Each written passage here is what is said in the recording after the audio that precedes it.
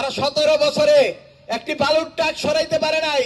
তারা হুন্ডা হোক আর ধানের শীষ হোক, তারা টেন্ডারবাজি, টিআর কাবিখা, এমন কোন কাজ নাই ঘাটাইলে তারা জড়িত না।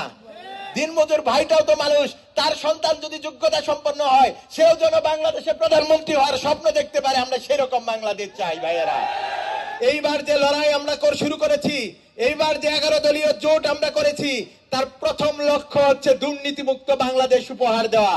এখানে উপস্থিত কোন ব্যক্তি একটি বার যদি বলতে পারে আমার কোন আত্মীয় স্বজন, আমার কোন নেতাকর্মী, আমার কোন ভাই ব্রাদার কোন প্রকার বাণিজ্যের সাথে জড়িত, তাহলে আপনি আপনাদের কাছে ভোট চাবো না।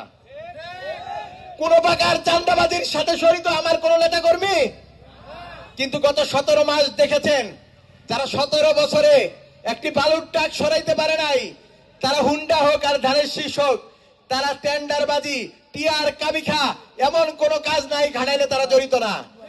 খাল কাটা প্রকল্প ছিল, মাটি কাটা প্রকল্প ছিল, তারা কারা কারা এগুলা করছে আপনারা সবাই জানেন। আমি সেই দিকে যাইতে চাই না।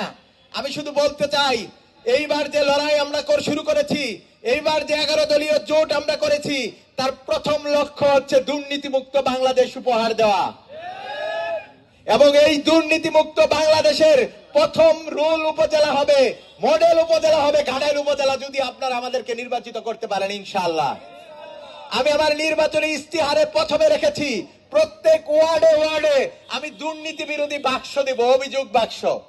প্রত্যেক 1 মাস পর পর সেই অভিযোগ বাক্স থেকে আমি কালেক্ট করব, কে কে কোন জায়গায় ঘুষ নেওয়ার শিকার হয়েছেন, কে কে কোন জায়গায় দুর্নীতির শিকার হয়েছেন, সেই বিষয়গুলোকে আমি একই নলেজ করতে চাই। এই ঘাটাইলে মনিরা শারমিন বলে গিয়েছে, আমরা খুবই অবস্থাপূর্ণ জায়গায় আছি।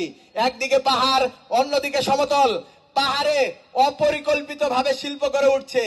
আমাদের কৃষি ব্যবস্থার সাথে শিল্প জড়িত, শিল্প গড়ে উঠতেই পারে, কিন্তু যে শিল্পগুলো গড়ে উঠছে তা পরিবেশের সাথে ভারসাম্যপূর্ণ কিনা, সেগুলো পরিবেশগত সার্টিফিকেট নিছে কিনা, এই বিষয়গুলো কিন্তু কেউ আমরা জিজ্ঞাসা করি না।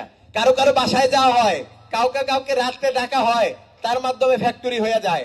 আমরা এগুলা বন্ধ করতে চাই। সেই ক্ষেত্রে ঘাটাইলবাসীর সহযোগিতা চাই। এই ঘাটাইলে আমরা উইরা আইসা জুইয়া বসি নাই। 18 সালে কোটা সংস্কার আন্দোলন করছি, টাঙ্গাইলে মাত্র 8 জন নিয়ে দাঁড়াইছিলাম।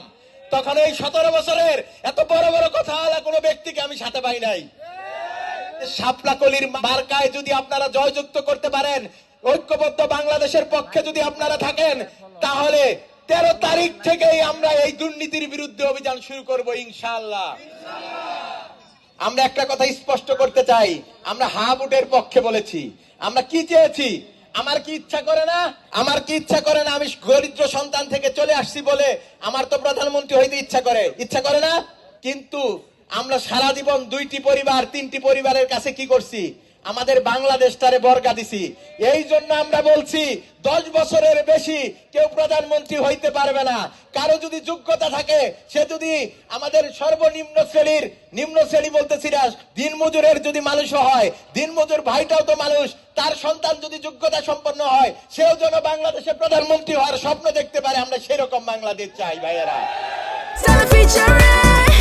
Next level, well done, side by side, free.